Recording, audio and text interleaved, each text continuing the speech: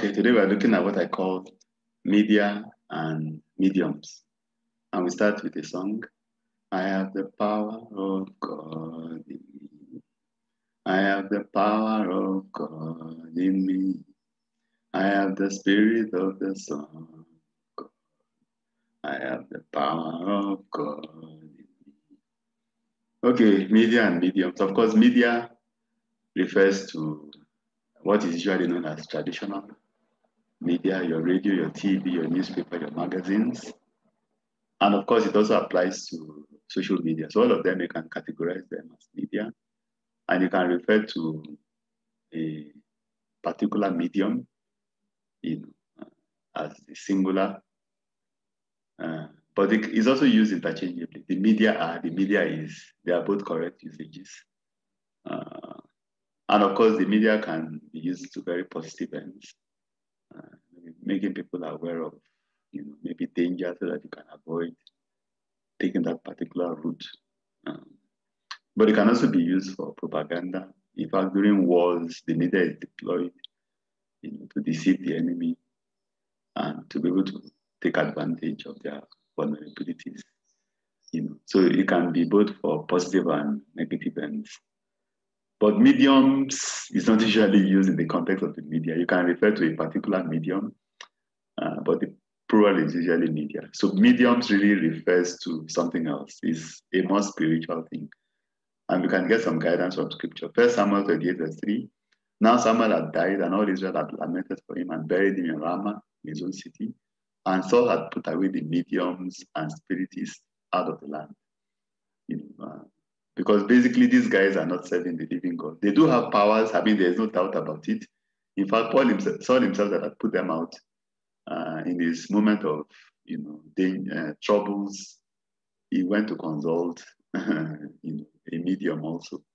And I did talk about that in another podcast, so I won't reference that anymore.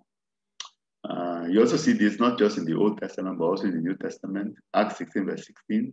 One day, as we were going to the place of prayer, we were met by a slave girl with a spirit of divination who earned a large income for her masters by fortune telling. So basically, fortune tellers, witches, mediums, and other people that exercise power outside of the power of God, you can actually class them together. They do have some abilities, which is of course supernatural, but the scripture is very clear. You need to avoid these guys. So whether they come in the form of trying to tell your future, or there are all kinds of modern iterations of the same devilish power. In fact, I had a very interesting story. A friend was actually working in a church establishment. He was having trouble with his bosses, and someone came and told him, if you're having so much problems at work, not a problem. I know of someone, you can go consult the person and it will sort things out. So they do have some power, but the scripture is very clear. Gives very strong warnings against consulting these guys. In Leviticus 19:31, you must not turn to mediums or spiritists. Do not seek them out, or you'll be defiled by them. And the Lord your God. So God actually warns us against them. So whatever form it is that they take, particularly in modern times, people are basically using, a modern grab to, frame, and romanticize these very devilish kinds of consultations. You need to avoid them. Anything that doesn't have, even people might use even the church, as an avenue to bring in Satan.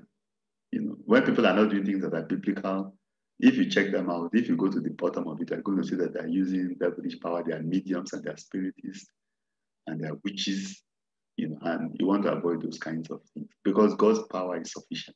And that's why we started with that song that have the power of God in you. You need to pray, fast, and deal with your issues and see God come through for you. You don't need devilish power. You don't need mediums or witches or wizards to intervene in your situation. God is sufficient.